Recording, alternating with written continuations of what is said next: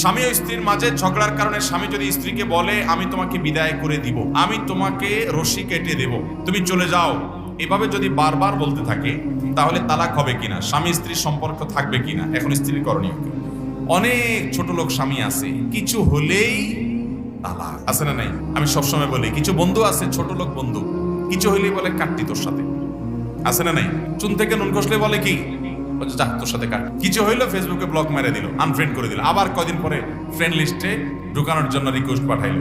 এরকম হট মেজাজে মানুষ, কথায় কথায় গরম হয়ে যাওয়া, এরকম কিছু লোকের স্বভাব আছে না নাই? এটা কোনো ভালো স্বভাব? কোন স্বামী যদি তার স্ত্রীকে এরকম কথায় কথায় তালাকের কথা বলে, সে নিকৃষ্ট স্বামী। কথায় কথায় তালাকের কথা বলা যাবে না। কিন্তু মাসআলার উত্তর হলো, যদি কেউ বলে আমি তোমাকে তালাক দেব, রশি কেটে দেব, অর্থাৎ এখন দেই নাই, দেব ভবিষ্যতে, এই দেব যদি বলে তাতে তালাক হয় না। কিন্তু দেব বলার পরে যদি বলে দিলাম, তাহলে আবার তালাক হয়ে যাবে। অর্থাৎ অতীতকালীন ক্রিয়া এটা যদি বলে তাহলে তালাক হয়ে যাবে, আর ভবিষ্যৎকালীন ক্রিয়া ব্যবহার করে যদি বলে তাহলে তালাক হবে না। অতএব এরকম ঘন ঘন যদি কোনো স্বামী তালাকের কথা বলার বদভ্যাস থাকে, তাকে কোনো আলেমের কাছে নিয়ে যেতে হবে যে কথায় কথায় স্ত্রীকে তালাকের কথা বলা গুনাহ।